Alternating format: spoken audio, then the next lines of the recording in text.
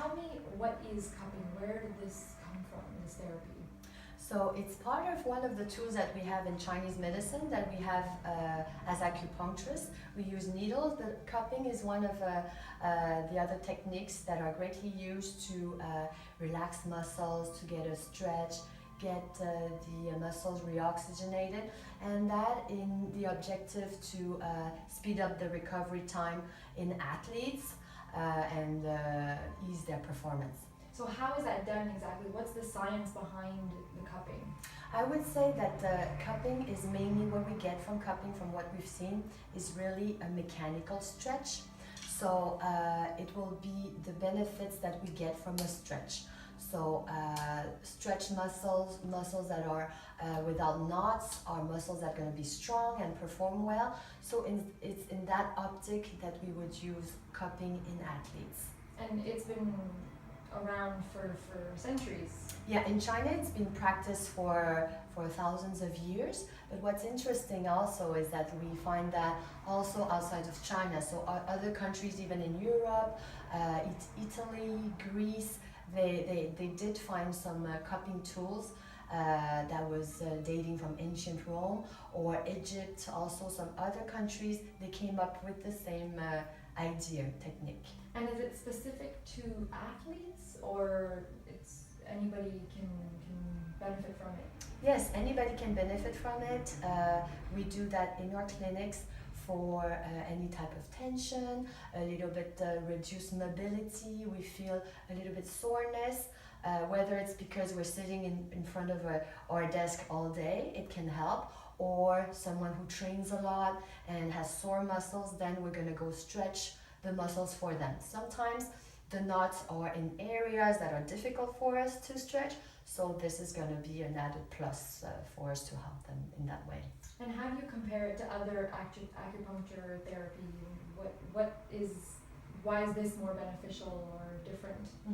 I would say that they would complement the acupuncture. With the acupuncture, what we get is really the muscle release, get rid of the inflammation, get the brain produce the endorphins and kephalins, and then it's already going to get a really good effect. And then if we need a little extra in certain localized spot, then we can add in the cupping, and it's nicely combined at the end with a nice massage. So it's really like a structural, mechanical type of work. And that mark that you get after, yeah. Does it stay for a long period, or? It will stay, I would say, in average between 2 to 7 days, depending of the degree of suction we put in the suction cup, but also the state of the muscle. So a tight muscle that's very congested with a lot of toxin would tend to mark a little bit more than a muscle that is not tight. So of course we've been seeing it a lot on the athletes at the Olympics in Rio, and it's become really, the talk of the town. How did you react when you saw that, more attention was being put on this therapy? So of course with Michael Phelps at Rio, it really brought the topic forward. So he did say that he adopted the technique for his pre-Olympic routine and really helped him to get to the Olympics. And you've also done it on professional athletes as Yes, well? we do that in Montreal. I do follow 2 professional teams, the Canadian and the Royal de Montréal. So what we do is we come right before the games and we work on any type of muscular-articular limitations with the needles, but cupping would be a really good technique also because it's fast, and it would be nicely complementing also the physiotherapist of the medical team or the athletic therapist. So we're gonna complete and complement their work. Would you say there are any dangers that associated with it, or sometimes you don't recommend it to particular clients who come? In research, they say that it's a low risk, not invasive, and low, not expensive type of technique.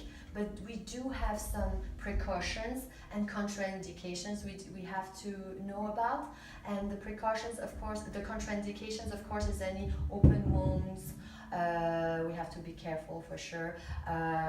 For pregnant women also, not to cup in the abdomen, lower back,